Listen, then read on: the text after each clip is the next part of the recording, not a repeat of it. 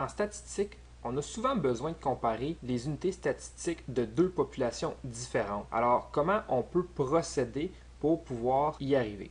Alors, ici, ce qu'on va voir, c'est ce qu'on appelle la cote Z. Alors, je vais l'écrire ici, la cote Z. Qu'est-ce que la cote Z? Dans le fond, c'est un moyen pour comparer les unités statistiques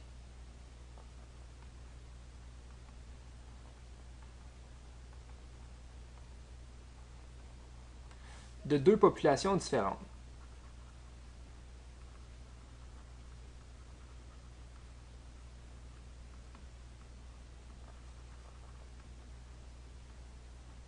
Bien entendu, quand on veut faire une comparaison, c'est sur la même variable. Donc ici, je vais peut-être écrire sur une même variable.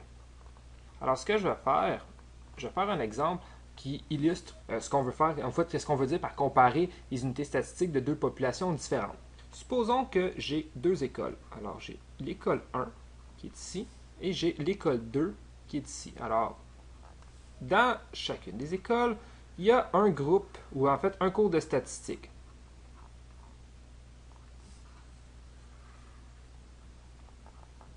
Alors, l'ensemble des étudiants qui suivent le cours de statistiques ici, c'est une première population. Et ici, à l'école 2, nous avons une deuxième population. Alors, dans ma population, j'ai des unités statistiques. Dans ce cas-ci, ce sont mes étudiants. Alors, j'ai des étudiants dans chacune de mes deux populations. Et là, c'est exactement le même cours de statistiques, mais donné dans deux écoles différentes. Alors, disons que dans la première école, nous avons une étudiante, disons qu'elle s'appelle Léonie, et que Léonie a obtenu comme résultat 85%. Dans l'autre école, nous avons Damien, et Damien, lui, a obtenu un résultat de 90%. Alors là, nous avons deux unités statistiques et, dans le fond, la variable ici qui est à l'étude, c'est leur résultat scolaire au cours de statistiques. Comment on fait pour comparer les deux résultats pour savoir qui a le mieux performé? Première chose qu'on pourrait regarder, c'est lequel des deux étudiants a eu le meilleur résultat. Donc, si on prend ce critère-ci pour déterminer la meilleure des deux notes, on voit que Damien a obtenu une meilleure note que Léonie, donc Damien aurait mieux performé. Par contre, ici, on a des étudiants qui fréquentent deux écoles différentes, donc qui ont probablement eu des examens différents, à des moments différents, dans des conditions différentes. Alors, comparer seulement le nombre ici en absolu, c'est un petit peu arbitraire au sens où on ne connaît pas exactement les conditions, dans le fond, dans lesquelles les examens ont été faits, dans les deux écoles. Alors, une façon de regarder ça, c'est de comparer comment la personne dans chacune des populations s'est comportée par rapport à l'ensemble de la population. Donc, par exemple, supposons que dans la première école, la moyenne était de 75%. La moyenne de 75%. Alors, on peut comparer la note ici de Léonie par rapport à la moyenne dans le fond, de sa classe, ou de la population auquel elle fait partie. Alors, qu'est-ce qu'on aurait ici? On aurait sa note, 85, moins la moyenne, 75, et on peut dire que Léonie a eu 10 points de plus que la moyenne. Donc ça, c'est une façon de comparer. Supposons que dans l'école de Damien, dans son groupe, la moyenne a été un peu plus forte, donc disons de 80%. Alors, même principe, on peut comparer la note de Damien en la comparant à la moyenne de son groupe. Et donc, la note de Damien moins la moyenne de son groupe, on obtient aussi une différence de 10. Alors là, dans les deux cas, on a que notre étudiant, par rapport au groupe auquel il appartient, a eu 10 points de plus que la moyenne. Bon, donc là, ici, on a exactement le même écart par rapport à la moyenne dans les deux cas. Donc là, ça ne permet pas de dire lequel a eu un meilleur résultat. Alors là, ce qu'on va faire, on va regarder un autre paramètre qu'on peut calculer sur une population, c'est ce qu'on appelle l'écart type. Et je veux, avant de donner un écart type, je veux surtout donner un exemple, dans le fond, de moyenne. Ici, on a une moyenne de 75. Alors, bon, disons ici, on a Léonie qui a eu 85. Disons qu'on a un étudiant ici qui a eu 65. Disons un étudiant qui a eu 75 ici. Un étudiant qui a eu 76. Un étudiant qui a eu 74. Un étudiant qui a eu 73. Un étudiant qui a eu 77. Un étudiant qui a eu 78. Et un étudiant qui a eu 72. Alors, si on effectue les calculs ici, on obtiendrait une moyenne de 75. Dans le groupe ici de Damien, alors Damien a eu 90. Alors disons qu'il y a eu un 70 ici, qu'il y a eu un 80.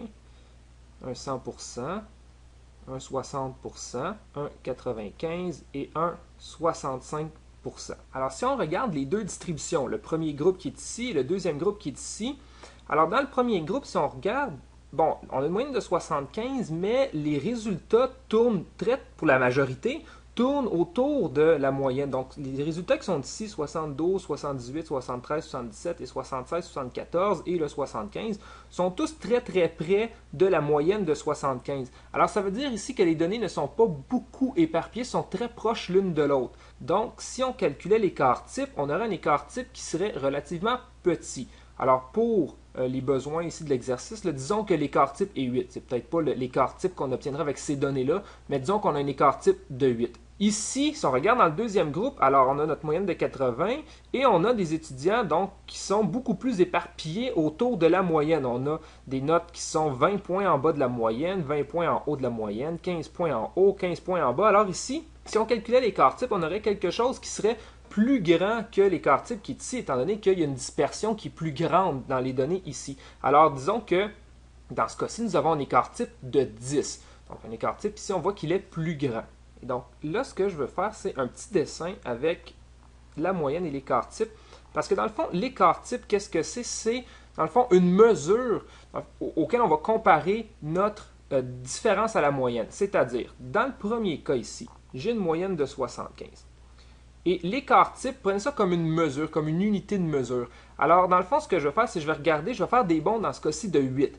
Donc, 75 plus 8, 83, plus 8, 91, plus 8, 99. Et je vais reculer aussi moins 8, donc 67, un autre moins 8, 59. Et donc là, pourquoi j'ai fait ça ici? Ici, c'est ma moyenne. Okay? Et là, je viens de faire un bond de un écart type. Et ici, de 75 à 91, c'est un bond de 2 écarts types. Et ainsi de suite. 3 écarts types ici, jusqu'à 99. Et on peut reculer. Donc ici, j'ai un bond de moins un écart type. Et ici, j'ai un bond jusqu'à 59, comme ça, de moins 2 écarts types. Alors, dans le fond, qu'est-ce qu'on fait? C'est qu'on va regarder ma note ici, soit 85, par rapport à la moyenne de 75 qui est ici. À combien de bonds ou à combien d'écarts types je me retrouve par rapport à la moyenne. Alors, j'ai eu 85, ou plutôt Léonie a obtenu 85. On soustrait la moyenne pour savoir la distance par rapport à la moyenne. Donc ici, on avait une distance de 10. Donc 10, c'est 85, c'est ici. Et là, dans le fond, on remarque que pour faire un bond qui est équivalent à un écart type, il faut avoir 83. 2 écarts types, c'est 91. Alors moi, à 85, ou Léonie à 85 plutôt, elle est à quelque part entre un écart type et 2 écarts types de la moyenne. Alors elle a fait un bond qui est plus grand qu'un bond de 1, plus petit qu'un bond de 2. Regardons, pour y parvenir, on va regarder, on va diviser par l'écart type. Alors ça va me donner dans le fond à combien de pas de distance 8. Donc moi, c'est des pas de 8 dans ce cas-ci que je fais, parce que j'ai un écart type de 8. Donc, combien de bonds de longueur 8 j'ai fait par rapport à la moyenne? Donc, un bond de longueur 8 et une fraction d'un autre bond. Alors, si on calcule ici, on a 10 huitièmes, ce qui donne 1,25. Donc, dans le fond, Léonie a fait un bond de 1 écart type écart par rapport à la moyenne vers l'avant. Alors, son résultat se retrouve à 1 écart type écart. Damien, lui, alors si on fait le même petit dessin, ici, comme ceci, alors dans son groupe, la moyenne est 80, et on fait des bonds de 10. Alors 90, 100, et je vais reculer ici, 70, 60. Et même principe, ici nous avons la moyenne, un bond de 1, un bond de 2 écarts types, donc plus 2 écarts types, plus 1 écart type. Et nous, on veut voir Damien à combien d'écarts types il se situe par rapport à la moyenne de son groupe. Alors bon, ici, on l'a directement, on voit 90, c'est 1 écart type. On va effectuer le calcul. Alors 90, son résultat, moins la moyenne, donc une distance de 10. Et je vais diviser par l'écart type pour savoir combien de bonds il a fait. Dans le cas du groupe de Damien, c'est des bonds de 10, pas des bonds de 8, parce que l'écart type est différent. Alors, il a fait un bond de 10, ce qui lui donne, dans le fond, une distance de 1 par rapport à la moyenne quand on calcule en termes d'écart type. Alors, si on compare ces deux nombres-là, on remarque que Léonie est plus éloignée de la moyenne de son groupe que Damien l'est, en termes d'écart type, bien entendu. Alors, ce que ça veut dire, c'est que Léonie a mieux performé que Damien à l'intérieur de leur population respective. Si on remarque, le 85 qui est ici, c'est une donnée qui est très éloignée de la moyenne de 75 quand on tient compte que tous les autres étudiants ont eu des résultats très très proches de la moyenne. Tandis qu'ici, le 90 de Damien, quand on regarde avec la moyenne, eh bien, on voit qu'il y a eu des données qui sont beaucoup plus éparpillées. Donc, Léonie s'est beaucoup plus démarqué dans son groupe que Damien s'est démarqué dans le sien. Alors, le petit calcul qu'on a fait ici et ici, il y a une formule pour ça, et ça, c'est ce qu'on appelle la cote Z.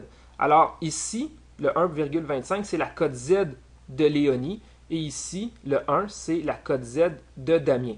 Alors, comment on calcule la cote Z pour une situation donnée? On prend la donnée que l'on veut calculer la cote Z, donc on va l'appeler X, comme ici, comme dans mon exemple, X valait 85. On soustrait la moyenne mu, parce qu'on veut comparer notre donnée à la moyenne de la population, et on regarde dans le fond à combien d'écart type on s'y retrouve, alors il faut diviser par l'écart type. Dans le premier exemple, le X vaut 85, 85 moins la moyenne mu, 75 ici, divisé par l'écart type 8. Dans le deuxième exemple, le X vaut 90, donc ici, moins la moyenne qui est 80, et on divise par l'écart type qui est 10. Et donc, quand on prend les codes Z, on peut regarder ou plutôt comparer les deux unités statistiques, dans ce cas-ci Léonie et Damien, qui proviennent de deux populations différentes. C'était la même variable qui était à l'étude, c'était leur résultat scolaire. Et là, ça nous permet de regarder comment chacun s'est comporté par rapport au reste de la population auquel il appartient. Donc, en terminant, ce que je veux regarder avec vous, c'est la cote Z, quelle valeur elle peut prendre et dans quelles circonstances elle prend ces valeurs. Notre cote Z, je vais réécrire ici la formule X moins la moyenne divisée sur sigma. Alors, la cote Z peut être égale à 0. Donc, si la cote Z est égale à 0, qu'est-ce que ça veut dire? Ça veut dire que X moins la moyenne est égal à 0. Plutôt, X moins la moyenne sur l'écart type est égal à 0. Alors, ce qu'on va faire, c'est qu'on va multiplier par l'écart type des deux côtés. Mettre une petite parenthèse, on multiplie l'écart type ici. Qu'est-ce qui se passe? Si je multiplie par l'écart type, je peux les simplifier. À gauche, il va me rester X moins la moyenne. Et à droite, 0 fois l'écart type. On obtient 0, comme ceci. Et une fois qu'on isole, on obtient que X est égal à la moyenne. Alors, pour obtenir une cote Z de 0, il faut que la donnée soit égale à la moyenne. Donc, ici, je peux peut-être l'écrire en résumé. La cote Z est égale à 0 si et seulement si la donnée est égale à la moyenne. Donc, si on n'est pas égal à 0, on pourrait, donc ça c'est le premier cas. Deuxième chose, on pourrait être plus grand que 0. Alors, une cote Z plus grande que 0, qu'est-ce que ça veut dire? Ça veut dire que X moins mu sur sigma est plus grand que 0. Encore une fois, je vais multiplier par sigma des deux côtés pour faire disparaître le sigma qui est ici. Et sigma, c'est l'écart type. Un écart type, c'est toujours positif. Alors, quand je vais multiplier par l'écart type, ici, le signe de mon inégalité ne changera pas étant donné que c'est positif. Et donc, qu'est-ce qu'on obtient? On obtient que x moins mu doit être plus grand que 0 fois sigma 0. Et quand on isole comme il faut, on obtient que x est plus grand que mu. Alors, pour avoir une cote Z positive, ça veut dire qu'il faut que ma donnée soit plus grande que la moyenne. Donc, une cote Z positive, ça veut dire que ma donnée est plus grande que la moyenne de la population. Bon, ben maintenant, si on veut calculer la dernière option, plutôt la dernière possibilité, c'est une cote Z négative. Donc, une cote Z négative, on peut faire exactement les mêmes calculs ici. On fait juste changer les inégalités et on obtient une cote Z négative quand la donnée est inférieure à la moyenne de la population.